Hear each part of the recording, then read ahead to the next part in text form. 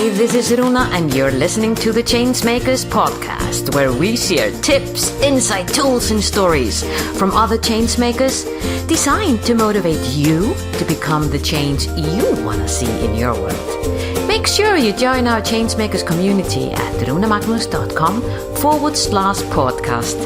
And now, this is your time to sit back, relax, and enjoy.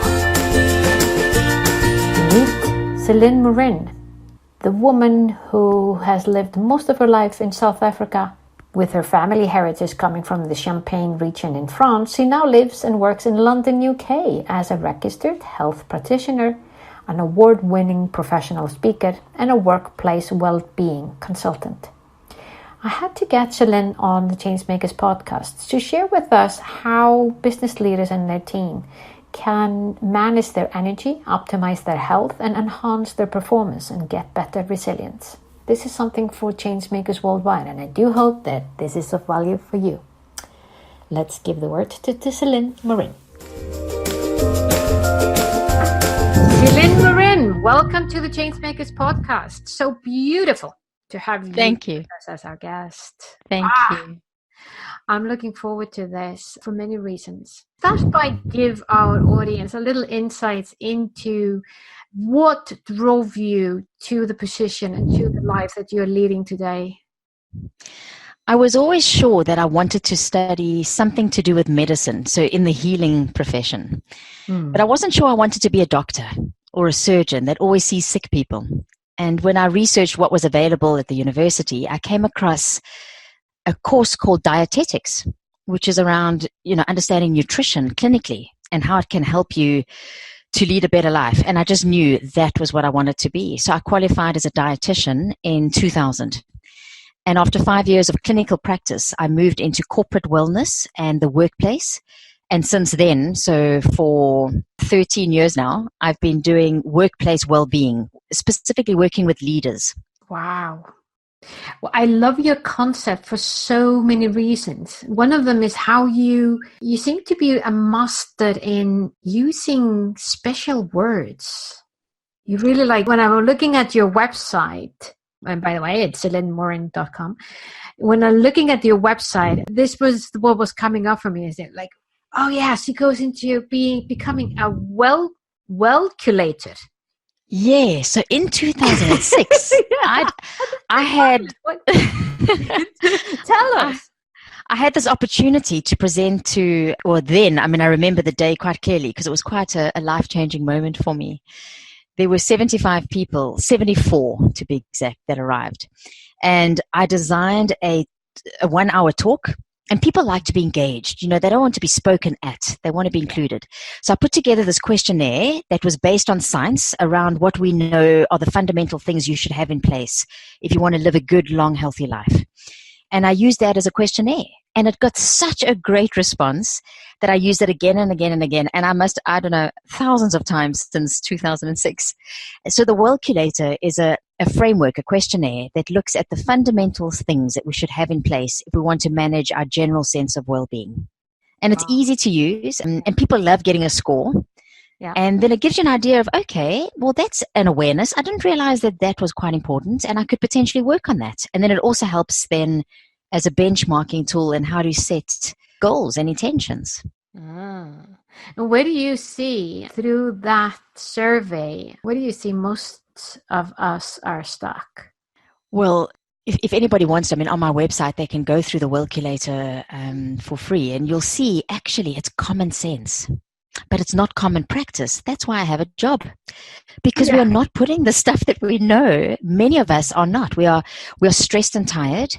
And when we're stressed and tired, we often compromise on basic things like how to eat correctly, getting enough rest, getting enough exercise, managing our sense of well-being and mindset. And so, I work mostly with leadership teams, and I'm seeing a common trend that many of us are not getting enough rest. And I know that the people listening to this podcast are high achievers. They wouldn't be change makers if they weren't. And when we're passionate about what we do, that also makes it harder. But we're also human. So it's important to take time to rest and good quality sleep, to bring in practices like mindfulness, and heart coherence and being able to tap into things like flow. And there's a chemistry that supports that. So a lot of what I speak about is what is the chemistry that you need to support what you want to achieve.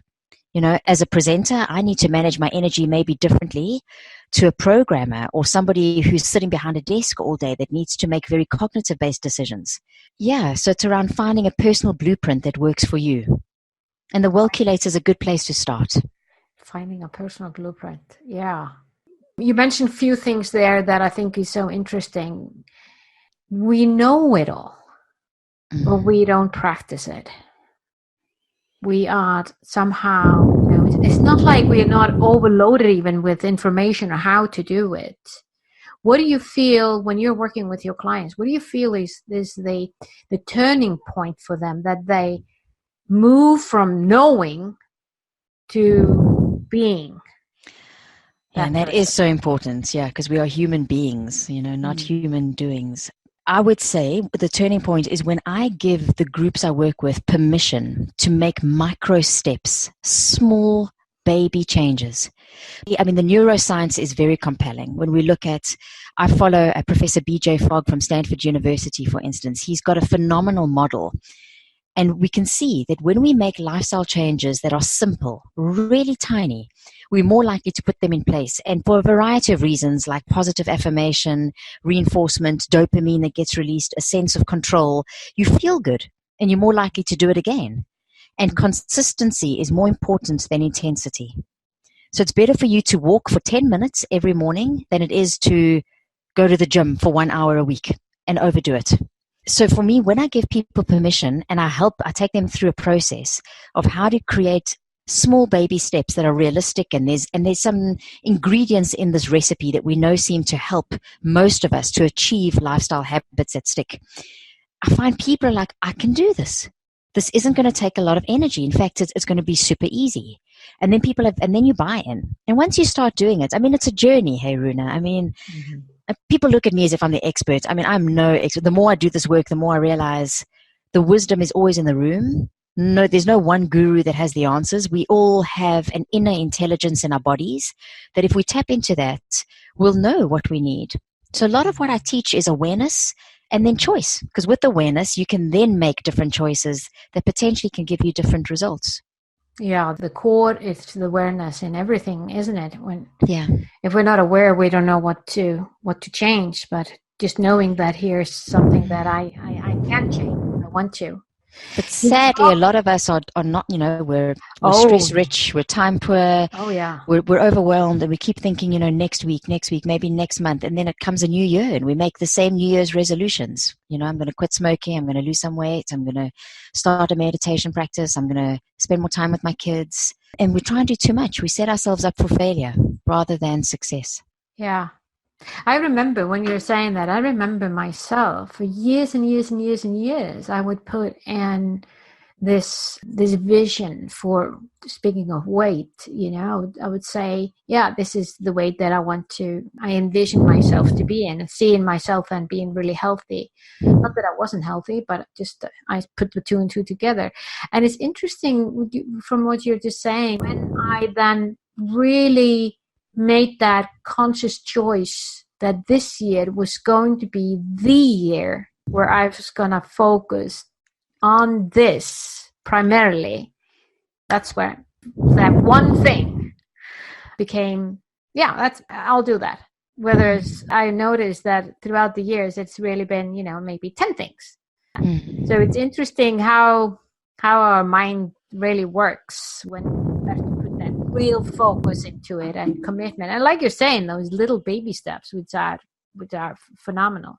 You are working with organization today, and I know that you're doing fabulous stuff. You've been on so many stages, and you've been talking and training and doing all these works worldwide. What is your private, if I may ask, what is your private wish for? What is the change that you want to see in your world as you're doing all of this work? So my, being French, I use the expression ma raison d'être, my reason for being, is I would like to reduce the burden on the global economy I'm based in the UK, so also specifically on the NHS, which is the health system in the UK. I want to reduce the burden there by leveraging the impact and influence that business leaders have, not only on themselves, but on the employees, to help them make better lifestyle choices and make the workplace a place for exceptional purpose and productivity and passion. So rather than return on investment, like we spoke about earlier, look at return on energy. And, I feel that my expertise works well with leaders and business leaders. And for many, in many countries, businesses form the backbone. And they can make a huge difference. So if I can reach one leader who has maybe a team of 10 or maybe a team of 100 or 1,000, we can create huge shifts. Yeah. Because the workplace is one of the leading causes for stress and mental health and the rise that we're seeing in diabetes and heart disease and hypertension. So it's a place where many of us spend a third, some of us even half our lives. Oh, So if we can use that, I always say, imagine we could go to work and actually leave happier and healthier. Some businesses are getting that right. So yeah, we can do this. And as change makers, I feel we have a responsibility to let our clients know that they can really create the shift. We can't treat people as just people. Human capital is any business's greatest asset. Yeah. Yet not many businesses are really treating it that way. They say it, and then they just do this tick box like, oh, yes, we give fruit out on a Friday, but there's no integrated well-being program and follow-through and proper interventions. Do you see, this is so aligned with what we're doing with the No More Boxes movement, raising the awareness towards the limitations that when we place ourselves and others into boxes. Do you see shift in the world? Do you see shift in the world when you're talking about organization not moving away from just ticking the box, saying, yeah, we give fruits on Fridays, to really incorporate the sustainable aspect of it, to incorporate social responsibility? All of these things that we are seeing emerging into the world, but there are companies that are doing it, and then there are companies who are just ticking the box. Is it different? Well, when organizations, any businesses do it and they do it well, we see a great return. For every dollar that is spent, generally you'll get a minimum of 3 back, sometimes 9 to 1 back. Yeah. But to answer your question, there's not enough doing it fast enough. And I'm very concerned because if we look at the pace of change, where technology is taking us, I know for a fact that in the UK, the workforce is on a downward curve in terms of productivity and performance and well-being and resilience. So at the moment, the answer is no. Businesses aren't doing enough. There are some, but there's not enough. It's going to take a shift, and quite a quick, fast shift, if we really want to stop this tide. Yeah. Because poor health is the ability. I heard an economist present last week, and of the 4 drivers towards global economic depression, the one that we can do something about is healthcare costs. The others we can't do much about, demographics and inflation and some national debt. But health costs we can, because you can help your employees to be healthier and make better choices, at least at work. Yeah. And often what I've seen when I've worked with teams, especially if the learning is done in a blended, fun way that is practical, people take it from the workplace into their homes. So as a leader, you're not only influencing your workspace, you're influencing the families, and then potentially the families and friends of the families. Yeah. So we can have this great collective manifestation of good health and what that means for, as vital communities. Yeah. And how important it is for every single leader out there to remember the ripple effect that he or she can create by just getting Celynn into the workplace to help them out. Yes, or somebody else, but they can contact me and I can help them find the resources, because every leader and every change maker should own the title CEO.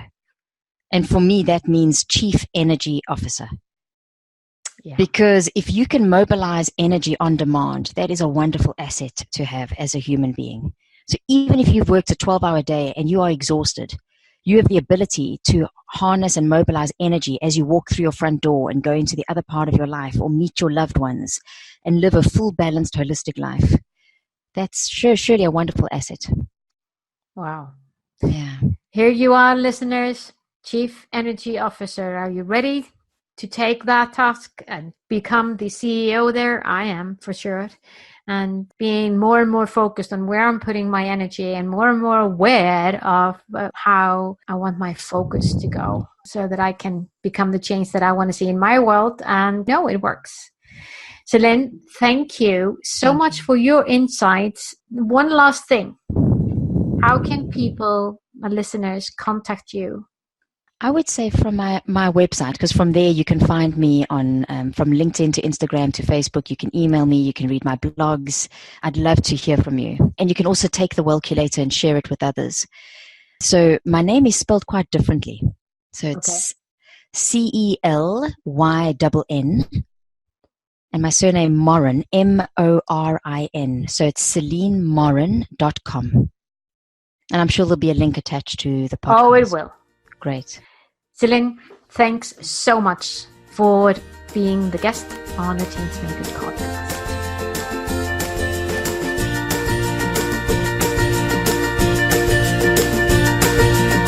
Was this podcast of value for you? I sure hope so. If so, feel free to share the love and give us your generous review on iTunes or Stitcher. And remember that you can always go to runemagnus.com to find out more about the Changemakers and how we can help you drive the change you want to see in your world.